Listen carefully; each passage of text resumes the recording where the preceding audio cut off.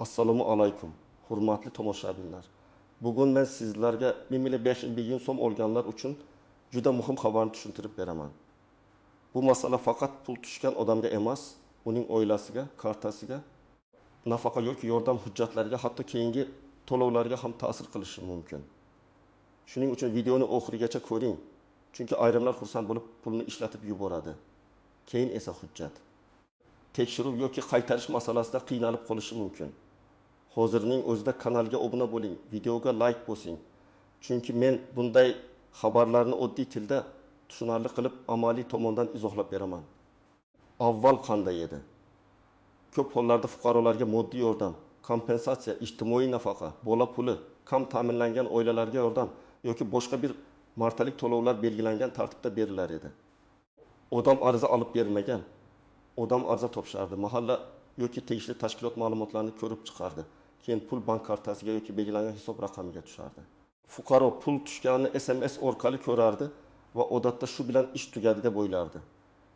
Lekin hozirgi o'zgarish shundaki, 1,5 million so'm kabi aniq miqdordagi to'lovlar bo'yicha nazorat, aniqlashtirish va ma'lumotlarni solishtirish jarayoni kuchaygan. Ya'ni pul tushgani hammasi to'liq yakunlandi degani emas. Ayrim holatlarda tizim keyinroq yana tekshirishi mumkin. Odam haqiqatan ham to'lovga haqlimi? Oilaviy daromad to'g'ri ko'rsatilganmi? Kartaga pul to'g'ri tushganmi? Boshqa yordamlar bilan ustma-ust kelmaganmi? Hujjatlarda xato yo'qmi? Mana shu joyda ko'pchilik tushunmaydigan eng muhim nuqta bor. Pul tushgan bo'lsa ham. Agar asos noto'g'ri bo'lsa, keyinchalik izoh so'ralishi, ariza yangilanishi yoki ayrim vaziyatlarda qaytarish talabi paydo bo'lishi mumkin. Men buni vahima qilish uchun aytmayapman. Men ekspert sifatida sizga vaziyatni to'g'ri baholashni o'rgatmoqchiman. Chunki 500 ming so'm oddiy oilalar uchun katta pul. Kimdir bu pulga oziq-ovqat oladi, kimdir bolalarining kiyimini oladi, kimdir qarzini yopadi, kimdir dori-darmon xarid qiladi. Shuning uchun har bir so'mni ishlatishdan oldin uning manbasini, nomini va hujjatdagi asosini bilish kerak. Endi kimlar e'tiborli bo'lish kerakligini birma-bir tushuntiraman. Birinchi navbatda 1,5 million so'mni ijtimoiy yordam sifatida olganlar e'tiborli bo'lishi kerak. Masalan, oilada daromad kam, farzandlar bor, mahalla orqali yordam so'ralgan va keyin kartaga pul tushgan. Bunday vaziyatda odam xavotir olmasligi mumkin.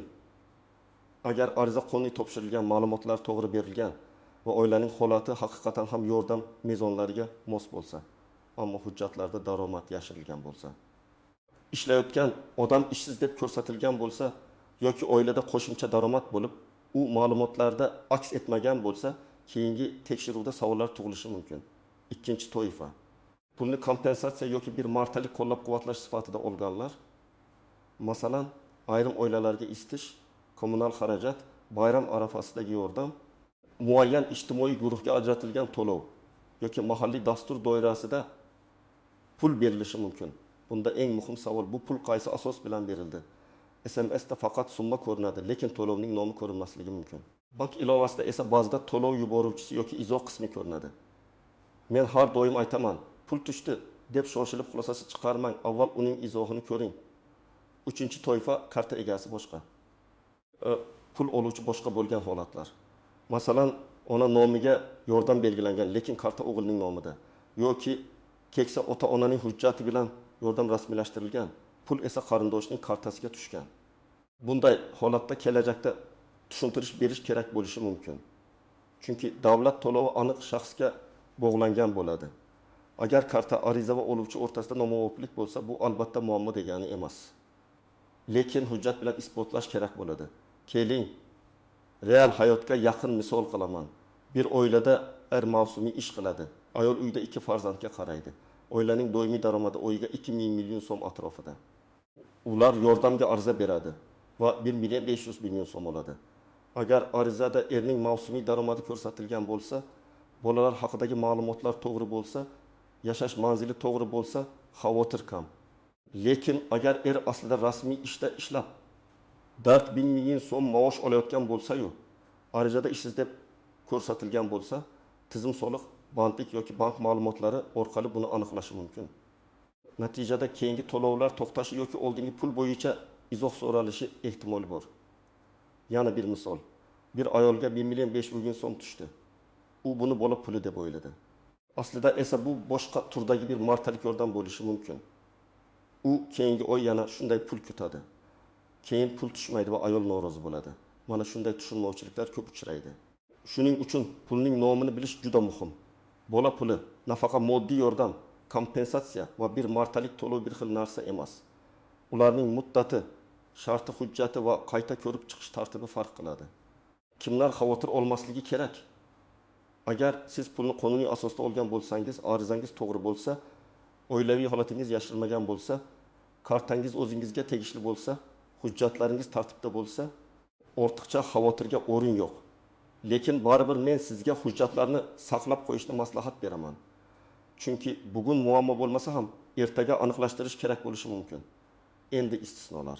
Tuzoqlar va ko'pchilik e'tibor bermaydigan nozik jihatlarni tushuntiraman.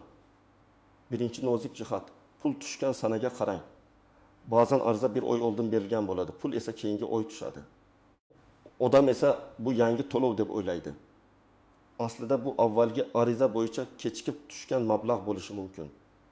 Shuning uchun bank ilovasida sana yuboruvchi tashkilot va izoh qismini ko'ring. Agar tushunarsiz bo'lsa, bankka emas, avvalo to'lovni tayinlagan tashkilotga murojaat qilish kerak. Bank faqat o'tkazmani ko'radi. Uning ijtimoiy asosini har doim tushuntirib bera olmaydi. Ikkinchi nozik jihat, qarzdorlik va undirish masalasi. Ayrim odamlar kartaga pul tushishi bilan uning bir qismi yechilib ketganini ko'radi. Masalan, 1 million 500 ming so'm tushdi, lekin kartada 900 ming so'm qoldi. Odam bank pulni ushlab qoldi deb o'ylaydi. Aslida kartada kredit qarzi, aliment, ijro hujjati, bank komissiyasi yoki boshqa majburiy yechim bo'lishi mumkin. Bunday holatda darhol bank ilovasidagi operatsiyalar tarixini tekshiring. Agar pul ijtimoiy to'lov bo'lsa, ayrim turdagi undirishlardan himoya qilinishi mumkin bo'lgan holatlar ham bor. Lekin buni umumiy gap bilan hal qilib bo'lmaydi. Har bir holatda hujjat va to'lov turi alohida ko'riladi. Uchinchi nozik jihat firibgarlik. 1 million 500 ming so'm olganlar orasida firibgarlar ko'payadi. Ular telefon qilib, sizga syurpriz to'lov chiqqan, kartangizni tasdiqlang, SMS kodini ayting, ilovaga kiring deb aldashi mumkin. Men buni qat'iy aytaman. Hech kimga SMS kod bermang. Bank kartangiz raqamini, amal qilish muddatini, CVV kodini aytmang. Telegram orqali pasport rasmini yubormang. Rasmiy tashkilot sizdan SMS kod so'ramaydi. Agar kimdir kod so'rasa bu yordam emas. Bu sizning kartangizdagi pulni olib qo'yishga urinish. To'rtinchi nozik jihat, boshqa yordamlar bilan bog'liqlik. Ba'zan bir yordamni olish boshqa yordamga ta'sir qilishi mumkin. Masalan, oilaviy daromad hisoblanganda ayrim tushumlar inobatga olinadi, ayrimlari olinmaydi. Agar 1 ming so'm bir martalik yordam bo'lsa, u keyingi doimiy nafaqani avtomatik bekor qiladi degani emas. Lekin ayrim dasturlarda oilaning umumiy moddiy holati qayta baholanadi. Shuning uchun odamlar orasida tarqaladigan har xil gaplarga ishonmang. Pul oldingda bola puling to'xtaydi yoki bu pulni ishlatsang jarima bo'ladi degan gaplar har doim ham to'g'ri emas. Faqat rasmiy izoh, hujjat va tegishli tashkilotning javobi asos bo'ladi. 5-chi nozik jihat oilaviy tarkib. Arizada nechta odam ko'rsatilgan, kim ro'yxatda turibdi? Kim boshqa manzilda yashaydi? Kim talaba? Kim ishlaydi? Kim nogironligi bo'lgan shaxs? Kim pensiya oladi? Bularning hammasi ahamiyatli. Masalan, oilada 5 kishi yashaydi, lekin ro'yxatda 3 kishi ko'rsatilgan bo'lsa, yordam miqdori yoki huquq masalasida savol tug'ilishi mumkin. Yoki aksincha ro'yxatda bor odam amalda boshqa shaharda ishlaydi va daromad oladi. Bunday holatlar keyin aniqlansa, ariza bo'yicha tushuntirish talab qilinadi. 6-chi nozik jihat. Pulni kim ishlatgani? Agar to'lov keksa inson, nogironligi bo'lgan shaxs yoki bolalar manfaatiga berilgan bo'lsa, uni boshqa odam shaxsiy ehtiyojiga ishlatib yubormasligi kerak. Masalan, ona nomiga bolalar uchun yordam tushdi, lekin qarindosh kartani olib, pulni o'z qarziga ishlatdi. Keyin oilada nizo chiqadi. Men bunday vaziyatlarda pul egasining roziligi, oilaviy kelishuv va maqsadli sarflash masalasiga juda jiddiy qarashni maslahat beraman. Ayniqsa yordam bolalarning oziq-ovqati, kiyimi, dori-darmon yoki o'qish xarajatlari uchun kerak bo'lsa, uni boshqa narsaga sarflash oilaning o'ziga zarar bo'ladi. Endi aniq nima qilish kerakligini bosqichma-bosqich aytaman. Birinchi qadam, kartangizga tushgan pulning manbasini tekshiring. Bank ilovasiga kiring. Operatsiyalar tarixini oching. 1 million 500 ming so'mlik tushumni toping. u yerda yuboruvchi nomi, to'lov izohi, sana va hisob raqami bo'lishi mumkin. Shu ma'lumotni saqlab qo'ying. Agar imkon bo'lsa, screenshot qiling, lekin uni begonalarga yubormang. Ikkinchi qadam, hujjatlaringizni tartibga keltiring. Pasport yoki ID karta, ariza nusxasi, bolalarning tug'ilganlik guvohnomasi, nikoh yoki ajrim hujjati, nogironlik haqidagi ma'lumotnoma, daromad haqidagi ma'lumot, ishsizlik yoki bandlik bilan bog'liq hujjatlar, yashash manzili bo'yicha ma'lumot, qaysi bir sizning holatingizga tegishli bo'lsa, shularni bir joyga yig'ing. Hujjat ko'pdek tuyulishi mumkin, lekin tekshiruv bo'lsa, siz tayyor turasiz. Uchinchi qadam, mahalla yoki mas'ul tashkilotdan to'lov nomini aniqlang. Savolni oddiy qilib bering. Menga 1.500 ming so'm tushdi. Bu qaysi to'lov? Qaysi ariza bo'yicha? Bir martalikmi yoki davomiy to'lovmi? Keyingi oy yana tushadimi? Qo'shimcha hujjat kerakmi? Mana shu savollar ko'p muammoni oldindan hal qiladi. Agar og'zaki javob berishsa, imkon qadar yozma yoki elektron tasdiq olishga harakat qiling. To'rtinchi qadam, agar pul noto'g'ri tushgan deb o'ylasangiz, uni darhol ishlatib yubormang. Masalan, siz umuman ariza bermagansiz, lekin 1.500 ming so'm tushdi. Yoki sizning o'ylangiz yordam mezonlariga mos emas, lekin pul keldi. Bunday holatda xursand bo'lishdan oldin aniqlashtiring. Chunki noto'g'ri tushgan pul keyin qaytarilishi talab qilinishi mumkin. Eng to'g'ri yo'l bank operatsiyasini ko'rish, mas'ul tashkilotga murojaat qilish, yozma izoh olish. 5-qadam, agar pulning bir qismi ushlab qolingan bo'lsa, bankdan operatsiya tafsilotini oling. Qaysi qarz, qaysi ijro hujjati, qaysi komissiya yoki qaysi avtomatik yechim bo'lganini bilmasdan turib bahslashish qiyin. Bankdan ko'chirma oling. Agar ijtimoiy to'lovdan noqonuniy ushlab qolish bo'lgan deb hisoblasangiz, bankka yozma ariza bering. Ijro organi yoki tegishli tashkilot bilan aniqlashtiring. 6-qadam, agar sizdan pulni qaytarish talab qilinsa, vahima qilmang, lekin befarq ham bo'lmang. Avval talabning asosini so'rang. Qaysi qaror, qaysi xatolik, qaysi hujjatga ko'ra qaytarish kerak? Sizga og'zaki aytishdi, bo'ldi, ertaga olib keling deyishsa, yozma asos so'rang. Agar haqiqatan xato siz tomonidan bo'lmagan bo'lsa, masalan, tizim xatosi yoki tashkilot xatosi bo'lsa, vaziyatni hujjatlar bilan tushuntiring. Agar ma'lumotni noto'g'ri bergan bo'lsangiz, buni yashirish yanada yomon oqibatga olib kelishi mumkin. 7-qadam. Ariza yozayotganda aniq yozing. Masalan, men falon sanada kartamga 1.500 ming so'm tushganini ko'rdim. Ushbu to'lovning nomi, asosi, davriyligi va kelgusidagi majburiyatlar bo'yicha yozma ma'lumot berishingizni so'rayman. Agar ushlab qolish bo'lsa, falon sanada tushgan ijtimoiy to'lovdan falon miqdor yechilgan. Yechim asosi va hujjat raqamini taqdim etishingizni so'rayman. Shunday yozsangiz, mas'ul odam ham umumiy gap bilan cheklanmay aniq javob berishga majbur bo'ladi. 8-qadam, internetdagi xabarlarga ehtiyot bo'ling. Ayrim kanallar sarlavhani kattalashtirib, hamma 1.500 ming so'm oladi.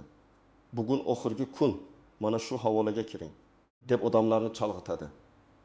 Pul masalasi har doim rasmiy manba muhim. Mahalla, bank, tegishli vazirlik yoki tashkilot, MyPochchagafak, uz kabi rasmiy elektron xizmatlar, shaxsiy kabinet va yozma javoblar ishonchliroq. Telegramdagi noma'lum havola orqali anketa to'ldirmang.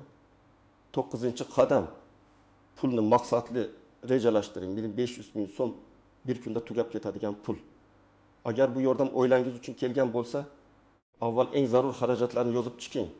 Oziq-ovqat, dori, kommunal to'lov, bolalarning maktab xarajatlari, qarzning eng bosim qilayotgan qismi. Masalan, 5 ming so'm oziq-ovqatga, 30 ming so'm doriga, 20 ming so'm kommunalga, 20 million so'm kommunalga, 300 million so'm bolalar ehtiyojiga, 1 million so'm zaxiraga ajratish mumkin. Har bir oilaning holati boshqacha, lekin rejasiz sarflash keyin yana qarzga kirishga olib keladi. 10-qadam. Keyingi to'lovni kutayotgan bo'lsangiz, muddatni aniqlang. Bu to'lov bir martalik bo'lishi mumkin. Davomiy nafaqa bo'lsa, qaysi oygacha tayinlanganini bilish kerak. Har oy tushishi kerak bo'lgan pul tushmasa, darhol sababini so'rang. Muddat tugadimi? Hujjat yangilanishi kerakmi? Oilaviy daromad o'zgardimi? Tizimda xato bormi? Ko'pchilik 3 oy kutib yuradi. Keyin bilsa, oddiy bir hujjat yangilanmagan bo'ladi. Men alohida ta'kidlayman, 1.500 ming so'm tushgani sizni avtomatik ravishda aybdor ham qilmaydi. Boy ham qilib qo'ymaydi. Bu faqat moliyaviy operatsiya. Uning to'g'ri yoki noto'g'riligi hujjat, asos va shartlarga bog'liq.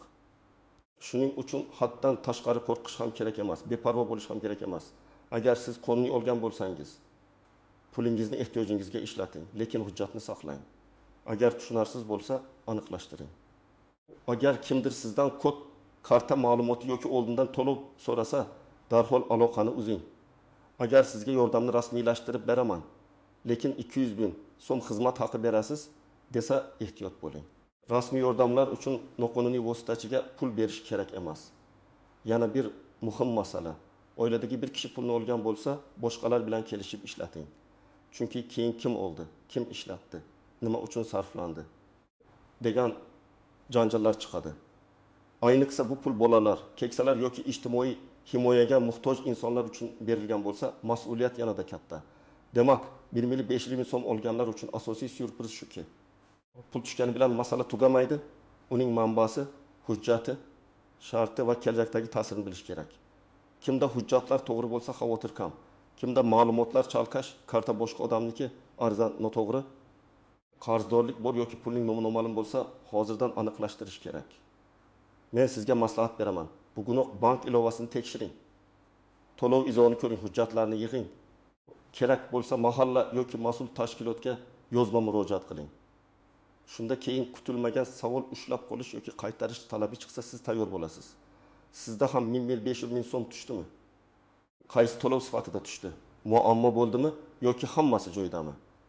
Izohlarda yozib qoldiring. Boshqalar ham sizning tajribangizdan foyda oladi. Videoga like bosing, kanalga obuna bo'ling va yaqinlaringizga ham yuboring. Chunki bu ma'lumot ko'p oilalarga kerak bo'lishi mumkin.